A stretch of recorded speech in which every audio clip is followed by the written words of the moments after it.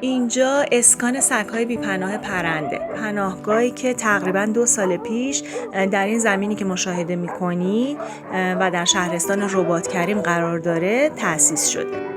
علت اینکه اسم اینجا رو پرند گذاشتن برمیگرده به حدوداً 4 سال پیش که شهرداری منطقه پرند با هماهنگی حامیان حیوانات سگ‌های منطقه رو زنده‌گیری می‌کردن و در زمینی که به این کار اختصاص داده بودن تحویل حامیان میدادن. اما خب چون تعداد سگ‌ها زیاد شد و دیگه زمین گنجایش نگهداری این تعداد فرشته رو نداشت و از طرف شهرداری حاضر نشد که زمین بزرگتری رو در اختیار حامیان قرار بده، این بود که حامیا با هزینه شخصی خودشون این زمین رو اجاره کردن و به این شکل درستش کردن و همه سگ‌ها رو به اینجا انتقال دادن و از اون موقع تا حالا با کمک حامیان و خصوصا کمک‌های مادی و معنوی مؤسسش اینجا میچرخه.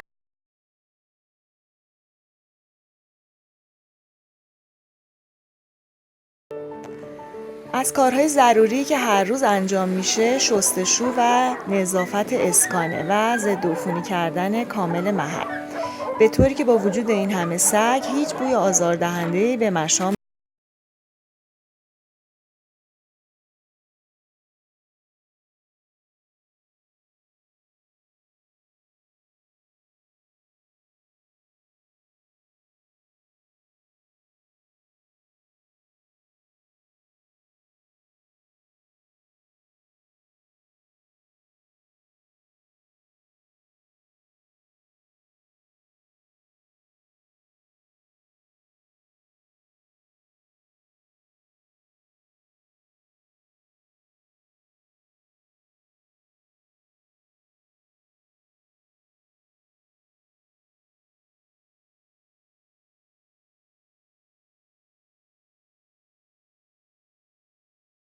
صورت میگیره. دقت عمل بالای مسئولین مهمترین علتیه که اینجا رو از سایر جاها متمایز کرده، به طوری که در بازدیدی که اداره دامپزشکی و فرمانداری و محیط زیست از این مرکز داشتن کاملا در گزارشاتشون ابراز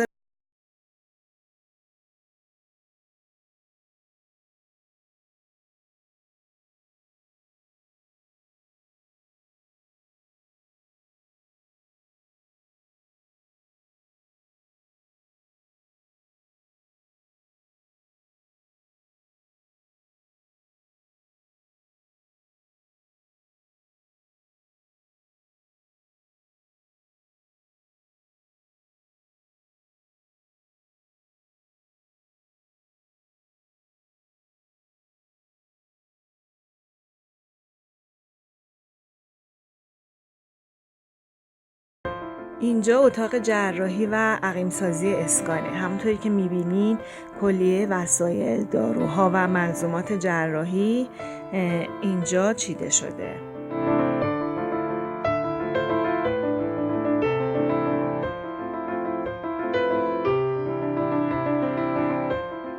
این دستگاه اتوکلاوه که قبل از جراحی تمام ابزار داخل دستگاه کاملا استریل میشن و بعد مورد استفاده قرار میگیرن.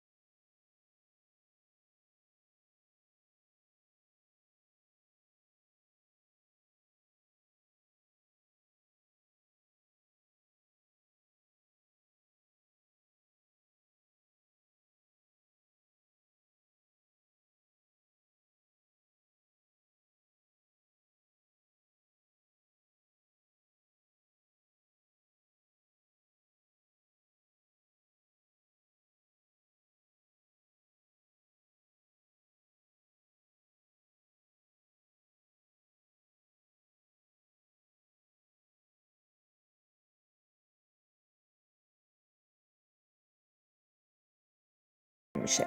علاوه بر اون از ماست و بیسکویت دیجستیو و نون بربری تازه و همچنین غذای خشک به عنوان میان وعده برای سگ‌ها استفاده میکنن.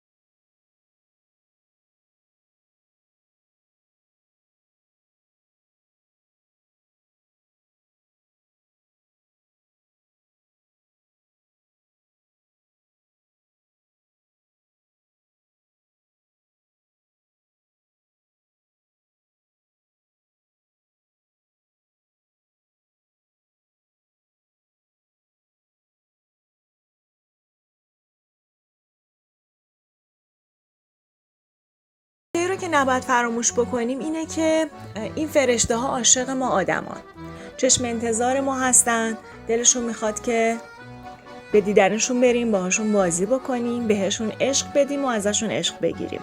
با همه گرفتاریایی که هممون این روزها داریم، اما میشه یه وقتایی رو تعیین کرد برای اینکه به این فرشته ها سر بزنیم و مطمئن باشیم که یک روز فوق‌العاده رو کنار این بچه‌ها سپری میکنیم.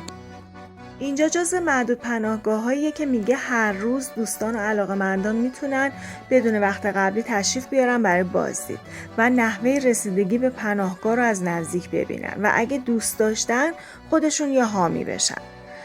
برای اینکه رسیدگی به این تعداد سگ، اونم با این کیفیت بالا، کار پرهزینه‌ایه و زحمت زیادی داره و متاسفانه پناهگاه همیشه با بدهکاری‌های سنگین روبروه. برای همین از همه حیوان دوستان عزیز میخواد که سری به صفحه اینستاگرام پناهگاه بزنن و در حد توان خودشون به پناهگاه کمک کنن و اگر میتونن حامی همیشگی بشن تا این فرشته ها بتونن سلامت زندگی کنن.